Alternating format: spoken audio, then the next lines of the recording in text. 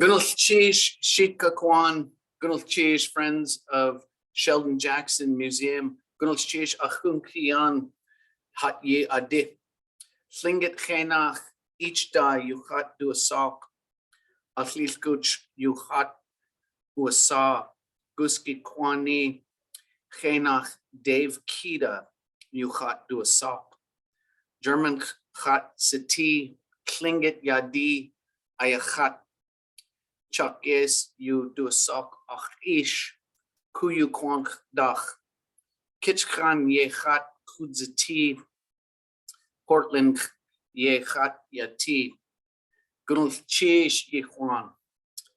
My Tlingit name is Eechdaa, yet most people know me by the name my mother gave me, Dave. I'm Tlingit and was born in Ketchikan. I'm very thankful to be here today and to share my thoughts and ideas around what brings me here as the artist in residence, that is art. And today I'd like to address a question that I have pondered quite a bit over the last couple of years. So I'll launch my slideshow. Here we go. Slideshow. Okay. So that question that I've pondered frequently is, did the ancestors call it art? In Southeast Alaska, there's no record or recollection, nor have I heard of any created artifacts being called art by its indigenous people, that is the Tlingit people, its historical indigenous people.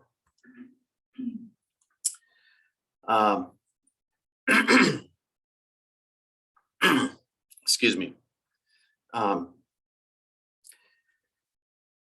In fact, a word that would translate literally to art does not exist in Tlingit Yuchatangi, our language. In the last year, I heard an artist make this claim, and I had to verify it for myself. I thought, how can this be? With museums, galleries, and private collections numbering in the thousands of exquisite artifacts as evidence, why wouldn't there be a Tlingit word for art? And my pondering on this, I've been led to think that it seems the common conception of what art is comes from a largely Eurocentric definition.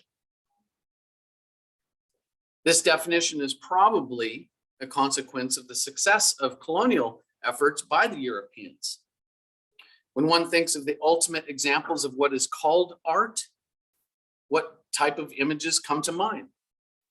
We could see on screen here, many of the images might be of Da Vinci's Mona Lisa, or of Michelangelo's David, or the work of some other European master.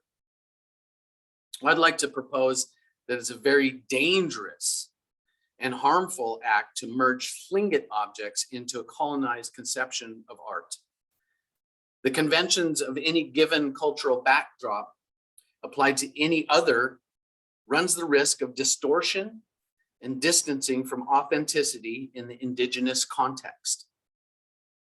This is the crux of how I think one should consider approaching our artifacts in general. These objects ought not be interpreted through the cultural context of colonialism. Instead, they ought to be interpreted through a context provided by their original place in the society that they rise from. The essence of the Tlingit context should lead one to think of them as objects of use and purpose that extends beyond mere decor or simple aesthetic. Yet using the English language word that describes their use or purpose is underwhelming when one beholds them. So let's put this to the test. In the next few moments, we'll be looking at objects and identifying them with an English word that describes them. As I page through the next several slides, I encourage you to take in all that you can with each image. Look at the details in each piece. Think of the work that went into making them, and think of whether there may have been a simpler alternative. Could they have made these simpler?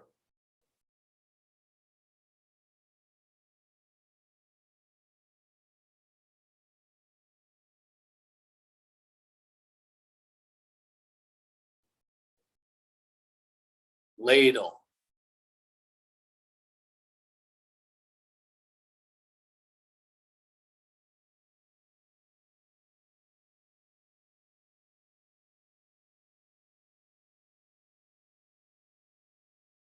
Bowl.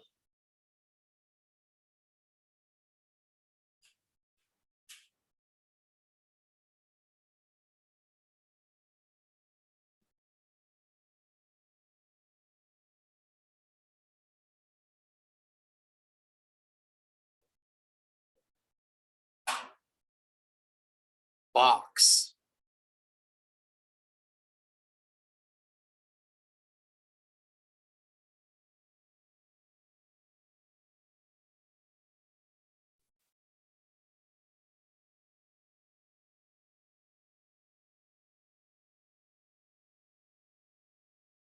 Knife.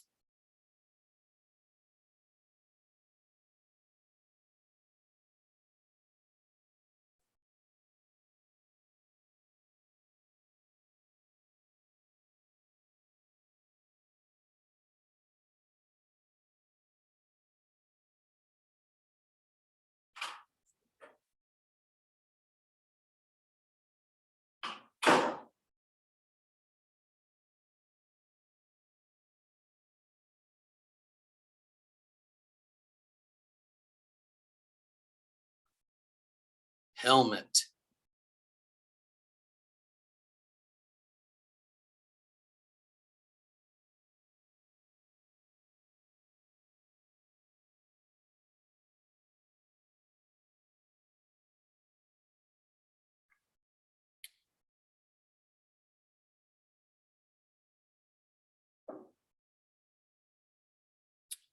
Hat.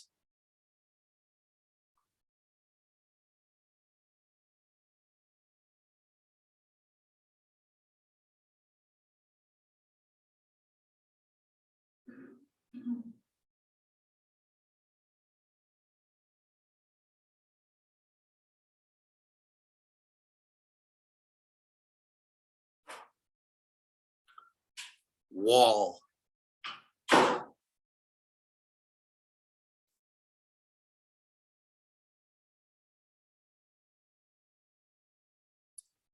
If this exercise was successful, you should have found the English word labels to be grossly inadequate, even silly, because they are. The English language inadequately describes our culture. It's plain to see that great care and painstaking work went into the creation of these objects. I would like to further illustrate this by telling the story of how the house posts of the Jilkat Kwan whale house came to be. And I'd also like to recommend Ishmael Hope's article on this topic, found in the volume called Unsettling Native Art Histories of the Northwest Coast. Now, Ishmael drew much of this text or transcribed this text from Lou Shotridge's account. It's a very beautiful story of how these house posts came to be. Kajistu Ach of Shtachin Kiksadi was well known in the Tlingit world for his unusual skill in carving wood. Shachin, Stikine River, was a great paddling distance from Chilkat, but Kajistu Ach was the only one then who could fill the well requirements of the Gunalalcheesh project in Chilkat. Hence, distance was no obstacle to Cheetsu when he requested the service of the great carver. It was in the spring of the year when the messengers from Chilkat arrived in Qas El Sha'an, an old town now known as Old Wrangell. The mission of the party was, of course, well known to the Shtachin Kwan, for the news of the Gunalalcheesh Chilkat affairs were then far-reaching in the Tlingit worlds. Therefore, the messenger party was received in a manner that befit a representative of the great chief. But in order to avoid unnecessary delay, the customary receptions were made brief. For the travelers were taking advantage of the fair condition of the weather. Kajistu Akh himself had been informed that his services were to be called from Chilkat. Therefore, he was prepared and awaited only the arrival of the message. So immediately following the brief reception, the party set out on its return voyage to the Chilkat. From the moment the messenger party left the shore of Qas El Sha'an, and an elder who had come along for just such purpose began to relate to the chief of woodcarvers the journey of the raven, that noble old legend which stands as a foundation to all that pertains to the creation of important things in the Tlingit world. At each camp, all the way, Kajistu Akh whittled away at the thick pieces of bark of the cottonwood as he listened to the narrator. Thus, by the time the small party approached Chilkat, the master carver had fashioned the models of the 4 house pillars that were to be the masterpieces of all carved wood in the country. So in presenting these models that he carved, and I'll just restate the story there. This was a commission, as we would call it in modern day, a commission of a carver by a clan leader in Tlingit, the Chilkat people. And this commission came with news that preceded that Kajistu Akh would be commissioned to do this. And a canoe was sent to pick him up. And normally they'd have a big party to receive these people, but in understanding that this was a very long voyage and that they needed to turn around quickly, they minimized the amount of celebration that they did, the reception of the canoe party, as well as the elder who was sent along with the canoe party to tell Kajistu Akh about what the general idea was going to be for building this or for his commission. And it was the story, as the text said, of the journey of the raven. So all of this was, and he carved in a cottonwood bark models of what would be the ultimate pieces. And he did this as he's listening to this narrative on the long journey back, as well as in the camps along the way. So once the design was approved, as we'd use in our modern day words, then the carving began. We continue the narrative here. 1 year thence, in Chilkat Whalehouse stood Kajistu Akh, the greatest carver of wood in the history of the Tlingit people, passing around in course of the sun, pronounced the names of the 4 pillars that he had just finished. Starting with the one placed in the northern corner. This, O chief, is the tree of worm. Then he passed on to the one on the eastern cover. This is the raven. For the sake of justice, the creator of things deceived the gods. And again, he passed on to the one on the southern corner. This one is the whale, when the raven flew into the stomach of the great chief of the sea. At last, he passed on to the front of the one on the western corner. This one is the black-skinned giant, the champion of physical strength. Kajistu Akh then turned to face the chief and said, "O chief, no genius lives who can do justice to the working power of a noble mind. Yet withal I offer to thine hand these, the result of a humble attempt, but because of their owner, I should have a hope that these posts shall serve their purpose. Thence these few modest words remained in company of the greatest pieces of history and of the Tlingit art in wood carving. Now, what I'm seeking to establish here through this reading and telling this story, not only of what is highly regarded, the Whalehouse Post, highly regarded as among the finest pieces in Tlingit art history, is illustrated, a part of that is illustrated in this map. And as you see, by the dots being connected here between what many of us would call Haines, the Haines area, where Klukwan is, just to the northwest of Haines, and then Wrangell, Stachin, this distance spans a majority of Tlingit Ani. And for the modern mind to understand how far that is, it's in excess of 250 miles. It's nearly a 300-mile voyage by canoe.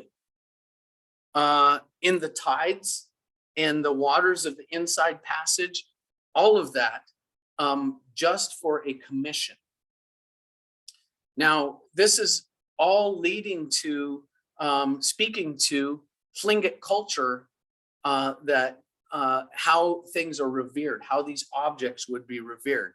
Such a great canoe journey, more than 500 miles round trip, just to get a carver. So that's, we're establishing the importance here and the culture of the revering and valuing of a carver or a designer. This is the woodworm, or the woodworm woman pole that was one of the four.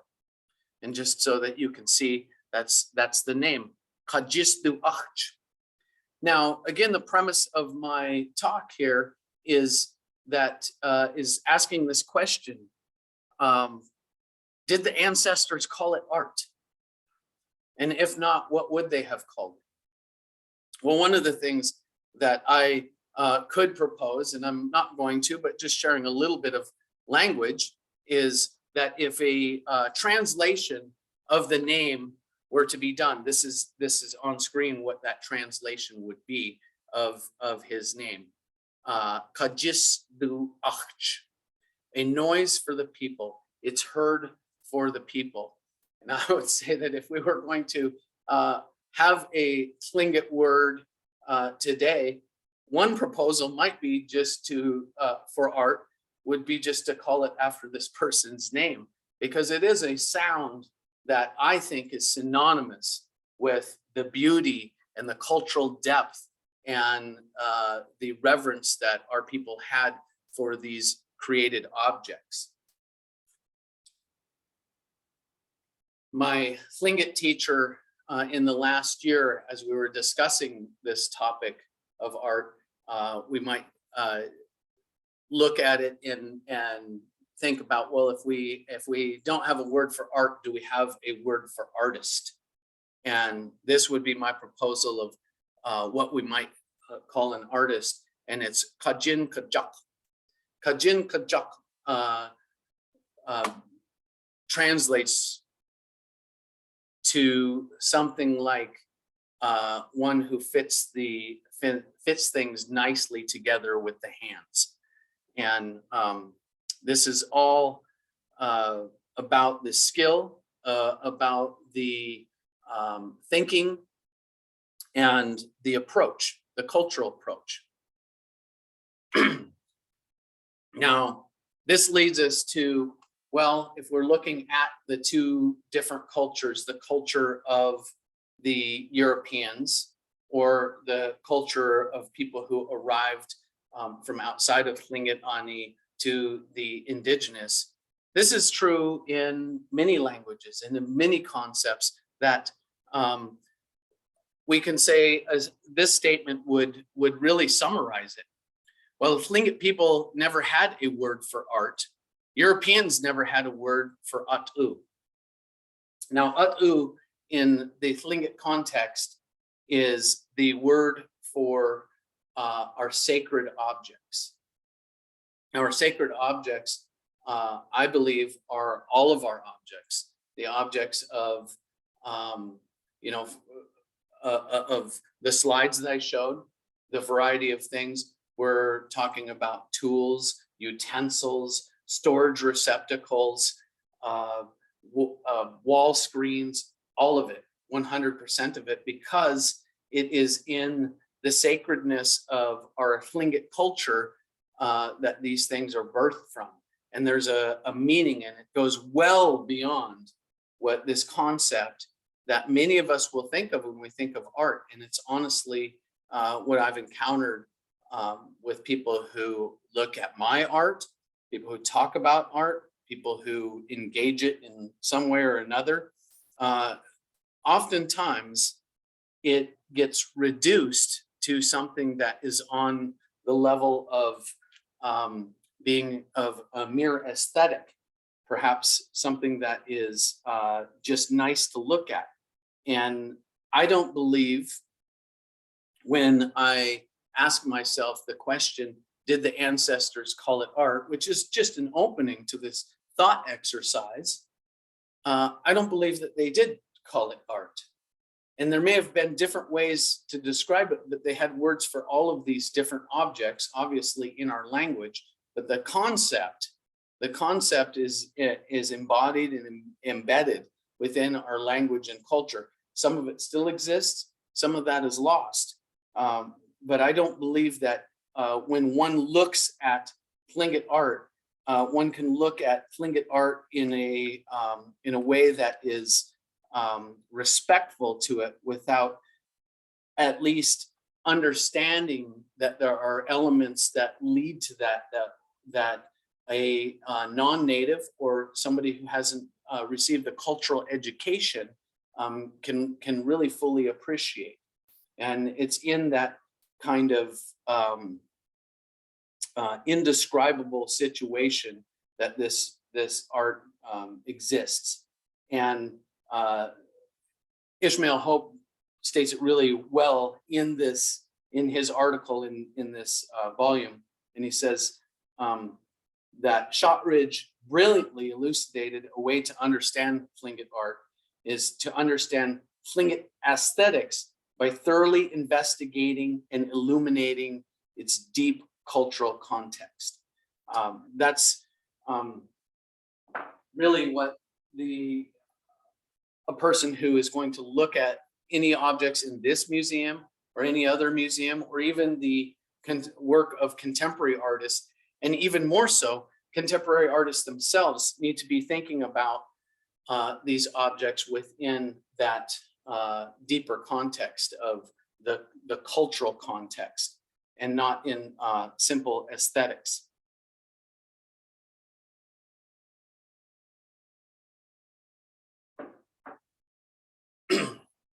I'm sorry, I've lost my place here. Oh yeah, there we go. That's why I have slides. So I'm getting near to wrapping up here. It's actually became very succinct for me as I was thinking about this talk, and I wanted to transition it into discussion. But this image here, which may be considered a fine art image, a painting, a depiction of Kahya'an leading the charge, leading the battle against the Russians. I believe that for any artist or anyone who is interested in supporting the Tlingit or the broader Northwest Coast Native arts, one needs to engage in some type of a really rigorous exercise. Perhaps one might even describe it as a battle against some of that inherited thinking when we think about those concepts of art, because so many of us are conditioned to think about the concept of art through the lens of the inherited lens of fine art that might be based in Europe or some other and it doesn't have to be Europe, some other place outside of Tlingit Ani. And I would encourage those who appreciate and want to honor and respect our art or any art of Indigenous peoples, wherever they are, wherever it is in the on Earth, to do some extra work to understand the people who created it, and from where they create the cultural context that they created it from. It's one of the fantastic things that this museum does, and many of the museums that I've been in that do shed light on the cultural context that they come from, and many of the placards and many of the things that are written next to the pieces speak to that. And one of the really wonderful things, a wonderful privilege and opportunity is to be artist in residence here at Sheldon Jackson, and sitting normally right where I'm standing is to be speaking to people as they come in, and to bring some cultural context into that, and to explain just some elements, as it is probably more important than the creation of the art itself, I consider, as an artist, to illuminate, to look into, to understand the cultural context. So at this point, I just want to open this up, and I was hoping to make this more of a discussion and have this be, just my comments at the beginning and the reading there and everything, just be a primer for a discussion on this topic. So with that, I'll just open it up for any initial impressions of this topic, and any thoughts on that question, or related to the question, did the ancestors call it art? Dave, I just wanted to say that from the very beginning of the time I worked and was hired at this museum back in 1985, that your topic today has been one that has been on my mind forever. Maybe not in the same way that you have presented it, but it was like, I just like, yeah, it's like, we talk about this art at this museum and the art there, and it's like, yeah, but like you said, the ancestors, did they call it art? Right. So thank you very much. This has been an amazing topic to bring up, and I hope we hear more of this. Yeah, and I appreciate your comment very much, Rosemary, in that it's just, I think we have something that really, it would naturally occur to many of us who are interested, to think about these things. And I, intentionally did that, or my intent with the opening exercise of, showing these beautiful examples. And those were somewhat randomly chosen out of the thousands and thousands, tens of thousands of images that are on the internet, or images that I've taken photos of in museums, and then placing the word, an English word. Hopefully that's the primer for this exercise. When we just use art, it's a good word, it's a useful word, I'll continue to use it. But when I, the initial slide have a couple of ladles, and when I think about the ladle that I have in my kitchen at home, it's an entirely different thing. And to actually use that word ladle after seeing those images, and the juxtaposition of that to the just utilitarian element that I have, tool that I have at home that bears the same name, it just doesn't seem right. And so this exercise, really, it's gratifying to hear you say that for all of this time you've been considering the same question, and that's really what I hope for all of us to to discuss it and just openly share our thoughts on that. So thank you, Rosemary.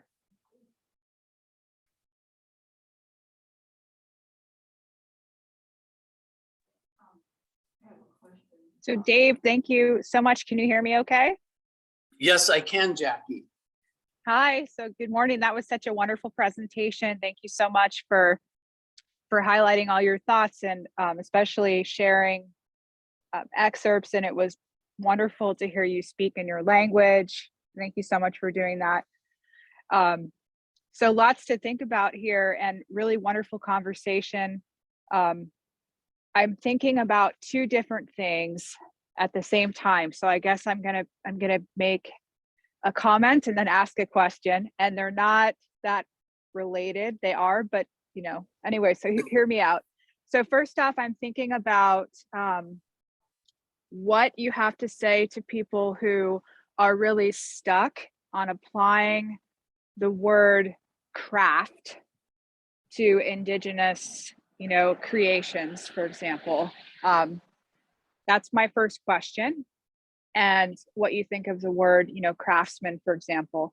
And then my second comment / question is, have you engaged with other artists or, read about people who feel that we should be calling this kind of material culture fine art?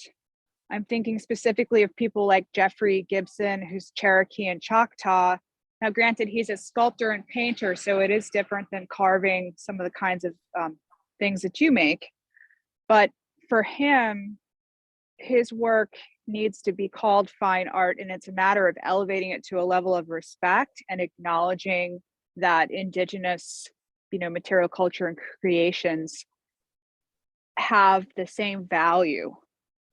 For him, it's problematic to not put it in that same category. And he wants to see things interspersed together in galleries, contemporary pieces of his, alongside what Euro tradition would designate as being fine art.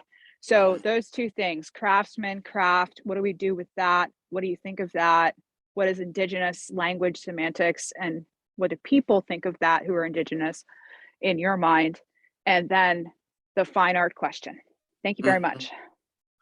Wow. I really appreciate that. And the reason why I chose this narrative or to tell the story of the house posts, the Cluckwan whale house posts from the volume that I read from Louis Shotridge's account of that, is to speak to not only, because I could raise, and many people who are in the know would say, yeah, Kujistuach is the best.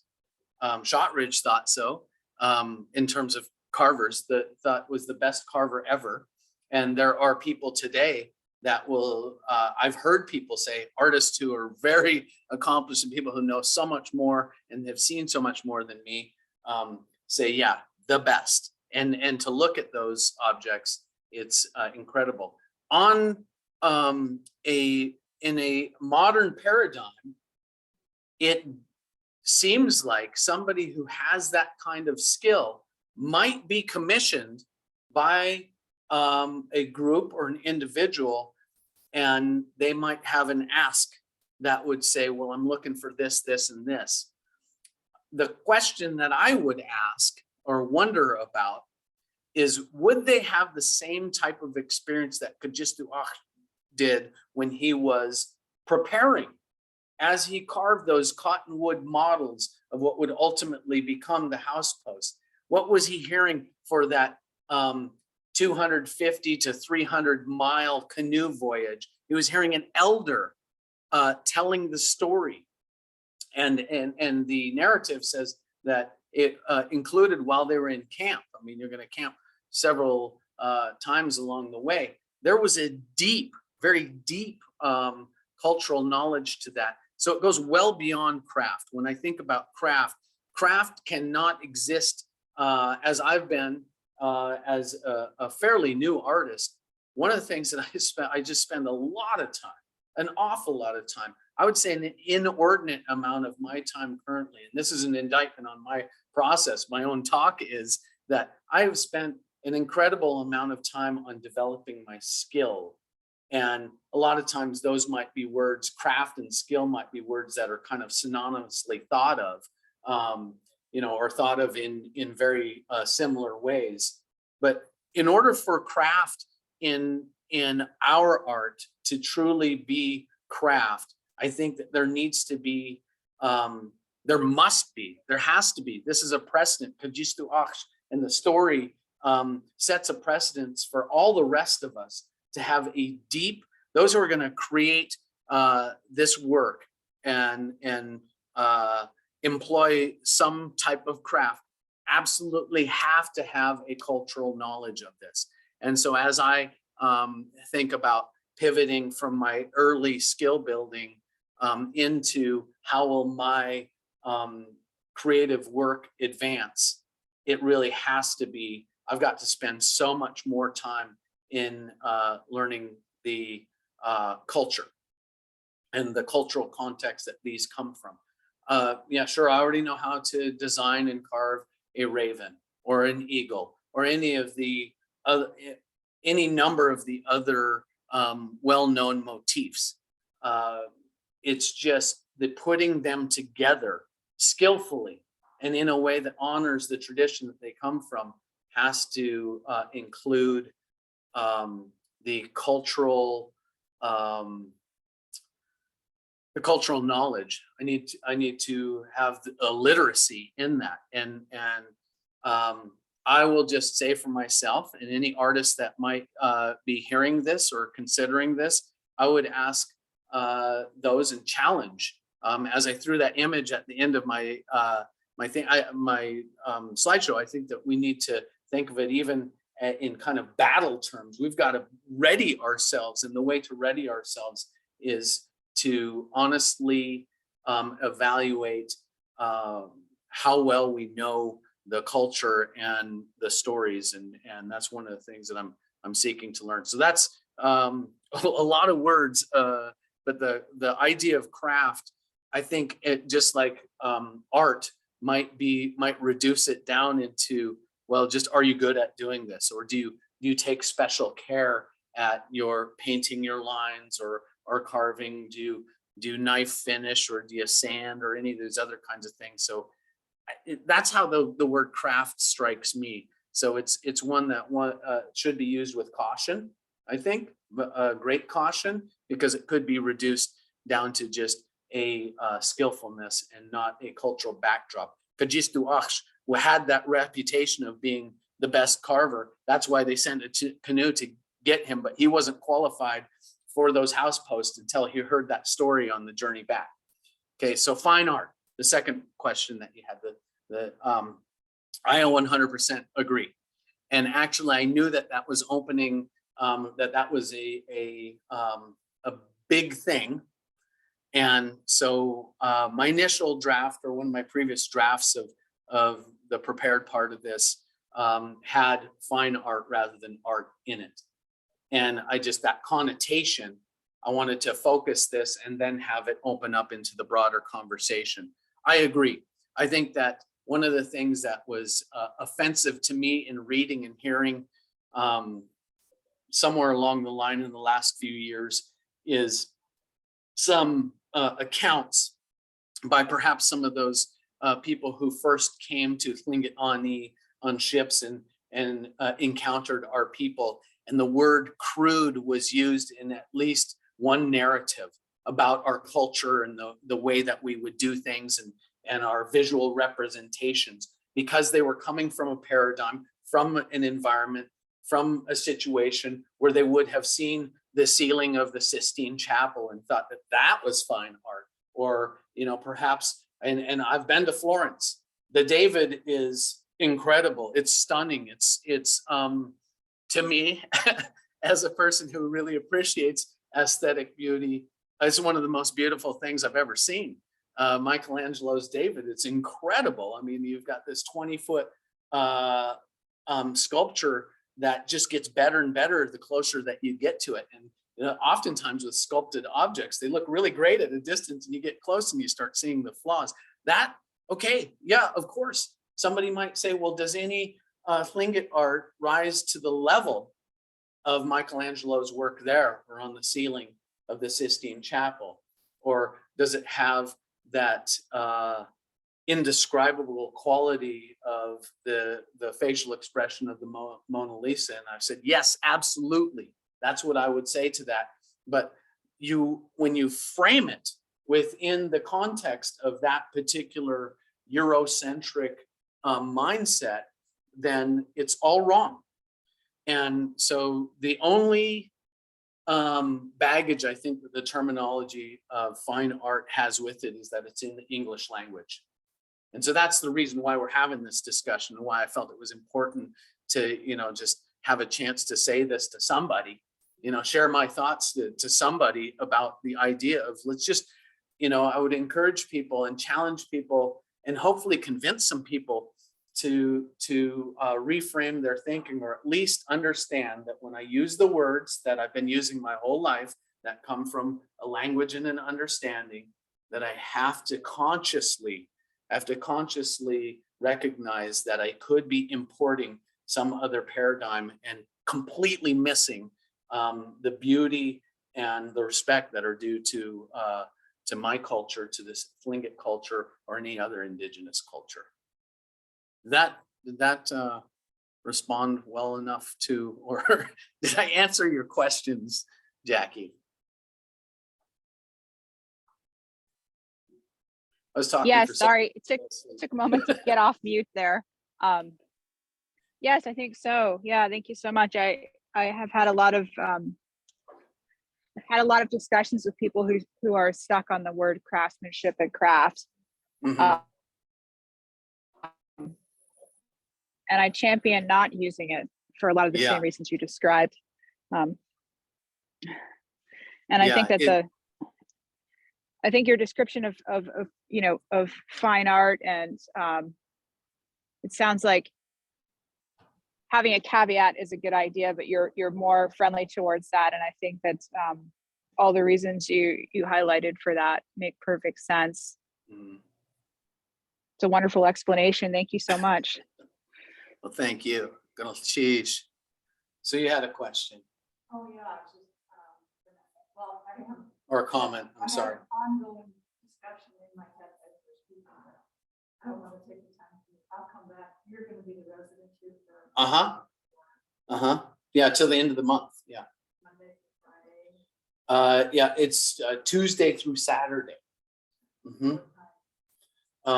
From roughly opening to roughly close, about 9 to 4. Yeah.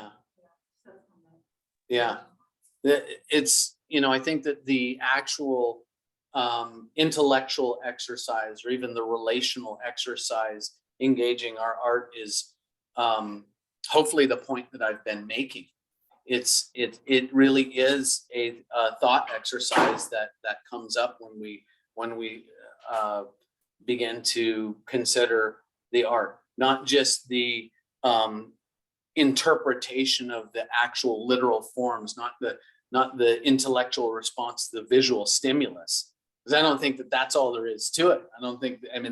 That's the point of this, that Tlingit art, and if you're going to call it fine art, or apply any types of other descriptive words, any adjectives whatsoever, that those actually have to, at some point in time, the challenge is to somewhat divorce those from just a purely visual stimulus analysis. We've got to think about the culture and the cultural backdrop and all of those types of things. So I'll be glad to talk with you about it. I love this topic. It's one of the things that captured me. I honestly, I could be doing just about anything, and I was for 48 years of my life doing other kinds of things. I've only been doing this for a short while, and once I had an opportunity, and I just want to encourage those out there who maybe haven't had an opportunity to engage this. It is so deeply stimulating, and with many things that we might get into any kind of interest or hobby or activity or endeavor, and you can you get a little ways into it and you can kind of see the end of it. You know where it's headed to. I don't see the end at all to this. It's an immense universe of our culture and art. But I need to ask a question. Yeah. So the painting that caught me on, Mhm. that's very well known, but I was just wondering, who did it and when? That's a good question.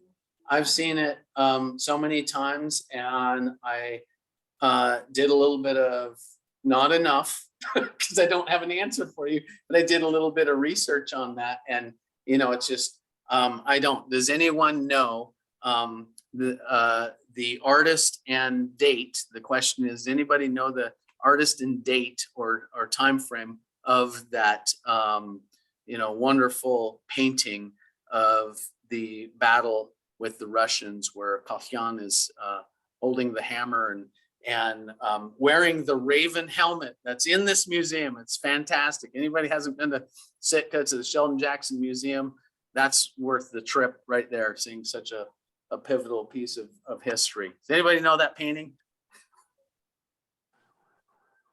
I want to guess that it might have been commissioned through the National Park Service. Mm-hmm. For the 2004, so the 200th anniversary of the battle. Okay. I don't know, Robert, do you know? Do you remember that? He unmuted. Robert, you've been called out. What are you asking me, Rosemary? Yeah. Do you? I mean, that's just kind of what I sort of have this fuzzy memory. That's where that came from. That perhaps the painting of the battle was commissioned for the bicentennial of the battle itself in 2004. Do you know? I'm not sure. I'm kind of thinking that it's a painting Bill Home did. Not 100% sure. Well, he did the one with Mount Edgecombe in the background and the guests arriving for Kuwait. He did that one. I don't know if he did this other one or not. No, it's a Louis Glanzman piece, but I don't know the year that he made it. I had thought that he had made it in the 90s, but A Louis maybe not. Glanzman painting. With a Z. Justin just held something up to his camera. I am going to try to pin that. Let's see. I thought Ray Sundogs. Trolls. Sorry. Can you hold that up again, Justin? Sundogs and Eagle Down, Indian paintings of Bill Home. So is it in that volume, Justin?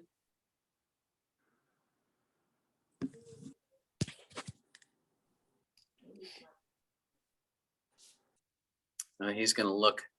According to the Sitka History Museum, it's a contemporary painting. Yeah. So Jackie in the chat says that it is Louis Glanzman or Louis Glanzman. Glanzman. And he died in 2013, so it was before that. Okay. Yeah. So prior to 2013 and perhaps at the bicentennial of the battle. The picture I showed is not the one you're talking about though, right? No, Okay. no. 2009 says Deanna.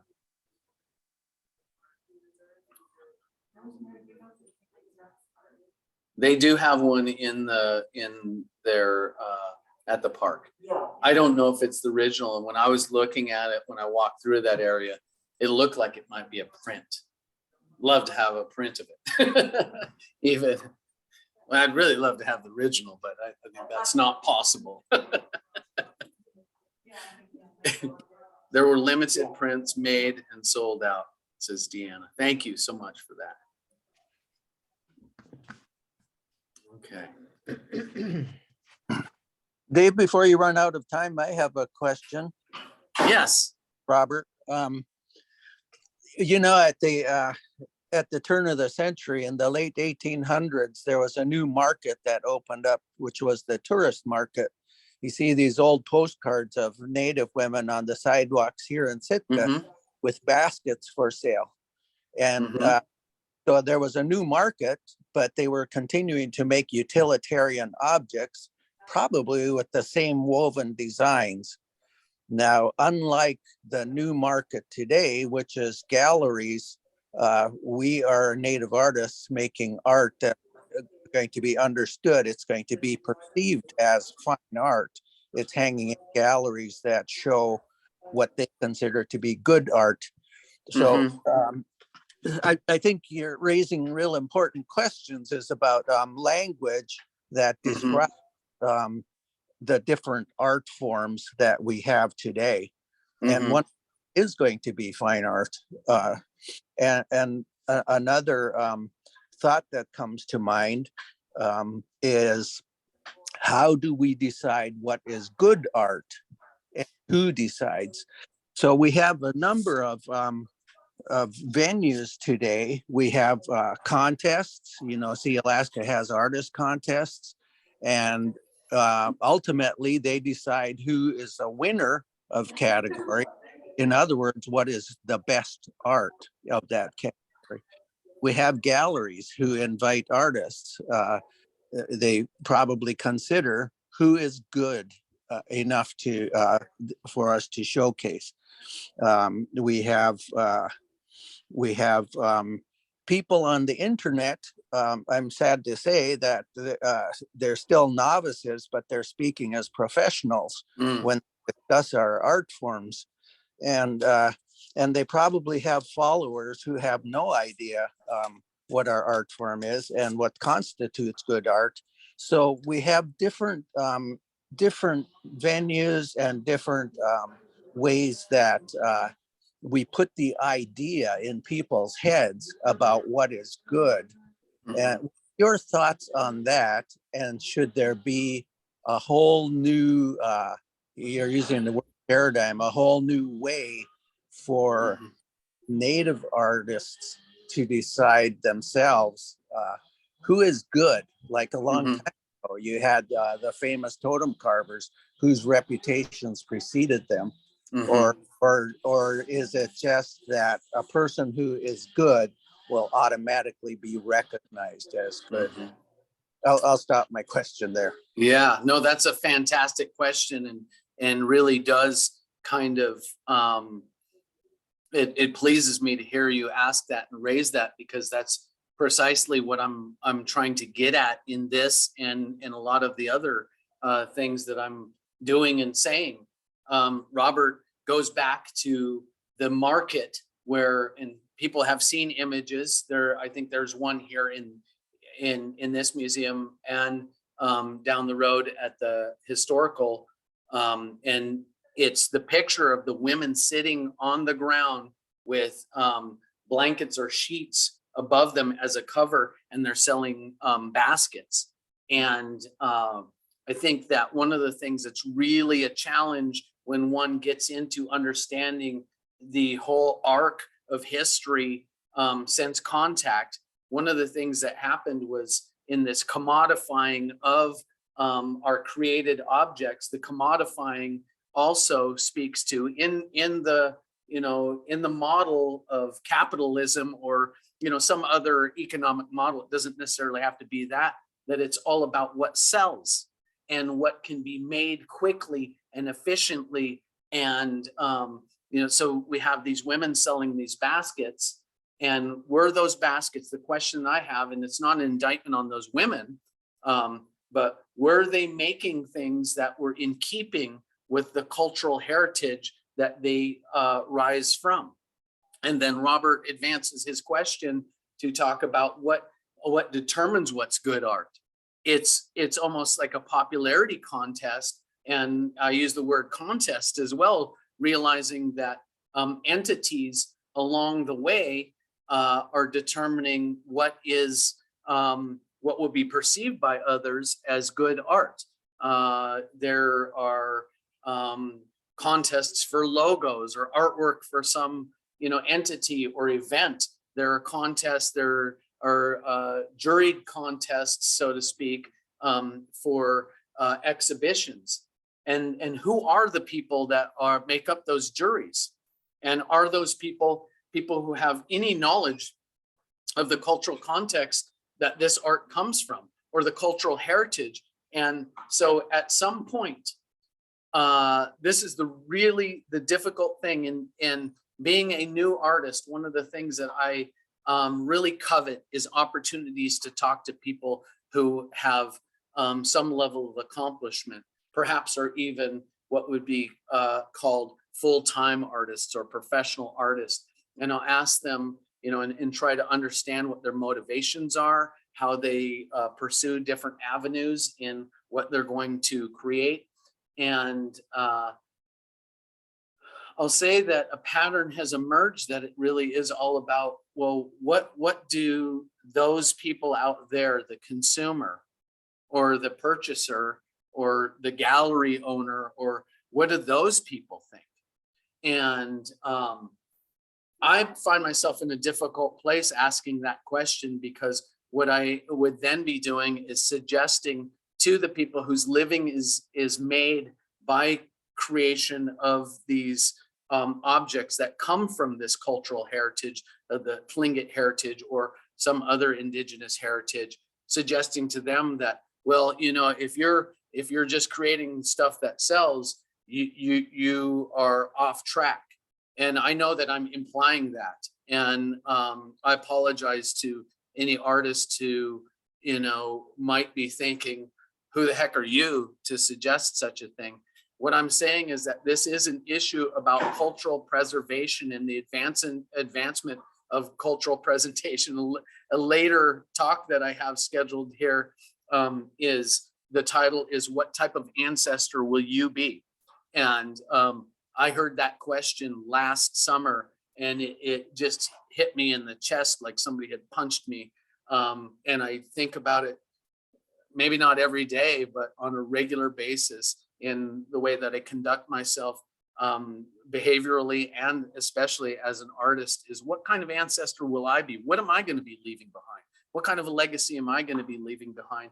And will that legacy be something that is consistent with the standards of my ancestors, whose word for these objects was atu, which is sacred objects? Am I creating sacred objects, or am I just creating something for people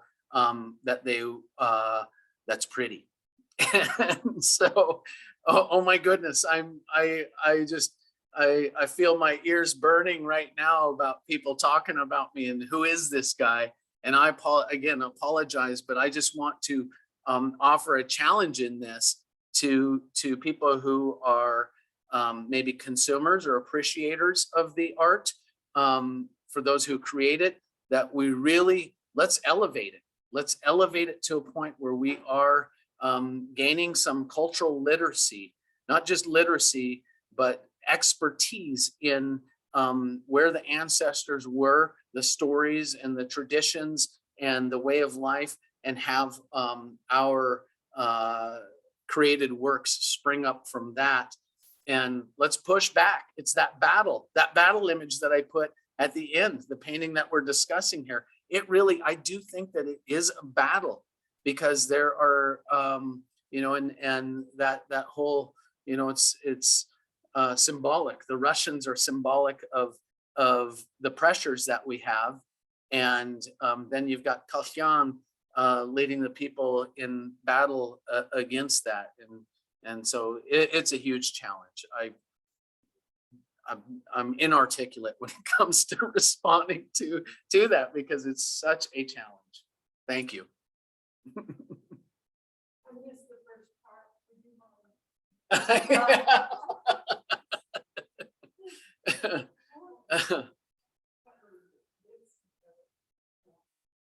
And you're a Sanders?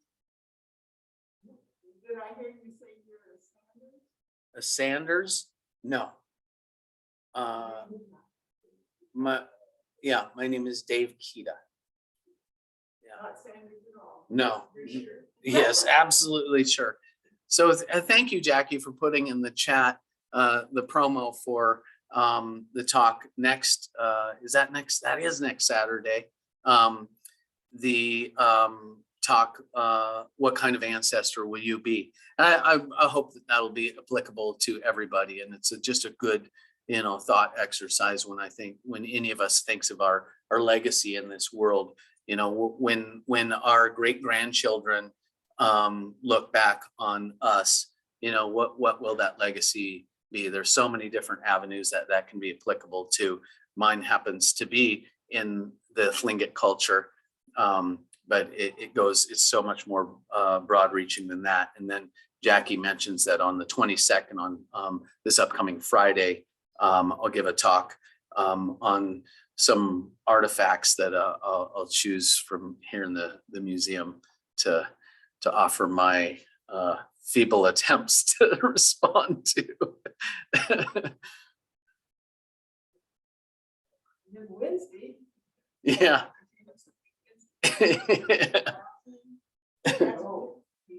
Potential. Was there any other comments? We've gone a little bit over the time that we suggested. I could go all day, but I think I'll have to refill my drink. Yes. Thank you, Dave. Thank you very much, Dave. That was thought-provoking.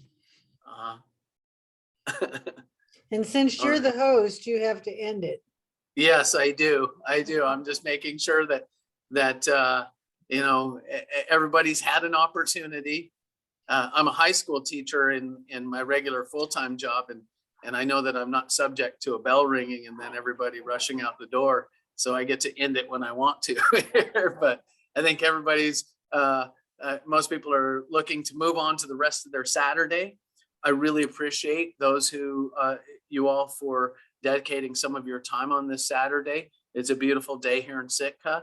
And so I think that folks who are here are ready to move on with the rest of their day. And I just want to challenge you, just please do consider, and the fact that you're here, speaks to that you are interested. And I just ask you to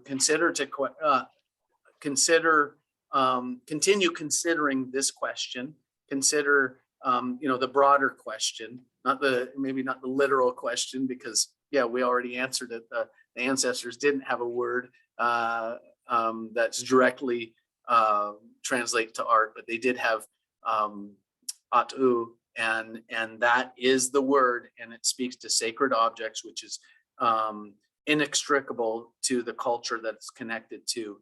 And as you are a promoter and supporter and creator of our art, I would hope that we would continue to build on the efforts of preserving the culture and having that rich culture and the backdrop that goes with the art, and to divorce our thinking about it from the mere aesthetic or visual. So thank you so much. Thanks, Dave.